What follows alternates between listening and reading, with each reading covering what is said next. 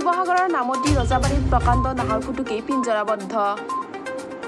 ৰজাবাৰীৰ গাঁৱৰ ৰাইজৰ সহযোগিতাত গেলেকী আঠখেলা বন বিভাগে পিঞ্জৰাবদ্ধ কৰে নাহৰ ফুটুকীটো। নামতি ৰজাবাৰীৰ লগতে ইয়াৰ দাঁতিকাষৰীয়া বহুকেইখন গাঁৱত দীৰ্ঘদিন ধৰি পোহনীয়া জীৱ-জন্তুৰ ভক্ষণ কৰি বহুদিন ধৰি সন্ত্ৰাসৰ সৃষ্টি কৰি আহিছে বহুকেইটা নাহৰ ফুটুকী বাঘে। স্থানীয় ৰাইজৰ সহযোগিতাত গেলেকী আঠখেল বন বিভাগে নামতি ৰজাবাৰীৰ সীমান্ত ফুকনৰ ব্যক্তিগত ফাৰ্মত পিঞ্জৰাৰ ব্যৱস্থা কৰিছিল। আজি ৰাতিপুৱা নাহৰ ফুটুকীয়ে পিঞ্জৰাবদ্ধ হোৱা নাহৰ ফুটুকীটো চাবৰ কাৰণে বহু লোকৰ সমাগত হয়।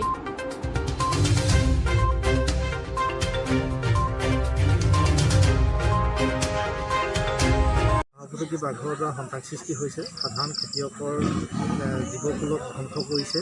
আৰু তাৰ ফলত আমি ৰজাবাৰী গাঁৱত আপোনাৰ আমি পিঞ্জৰা আজি 2টা দিনৰ আগত পতা হৈছিলে। সেই পাতোতে আজি বাঘটো পিঞ্জৰাবদ্ধ হৈছে। আমি বন বিভাগৰ পৰা এই গঁৰালটো অনা হৈছিলে আৰু ইতিমধ্যে যথেষ্ট সংখ্যক ৰাইজে এই বাঘটো প্ৰত্যক্ষ কৰিবলৈ আহিছে। আৰু বহুত বাঘ আছে, অকল এটা বাঘেই নহয়। আমি বন বিভাগক অনুৰোধ জনাওঁ যে আৰু কেইবাটাও পিঞ্জৰা বিভিন্ন স্থানত নামতি অঞ্চলত পাতি এই বাঘকেইটা যদি পিঞ্জৰাবদ্ধ কৰা হয়, সাধাৰণ ৰাইজ উপকৃত হ'ব। বিভিন্ন অসুবিধা কৰিছে বাঘটোৱে, মানুহৰ চাহ বাগানৰ ক্ষেত্ৰত বনোৱা আহিবলৈ অসুবিধা পায় পাত ছিঙাৰ বাবে। এই বাঘৰ ভয়ত তেখেতলোক আহিব নিবিচাৰে, তাৰ ফলতো আমাৰ ভোক্ত চাহ খেতিয়কসকলৰ যথেষ্ট অসুবিধা হৈছে।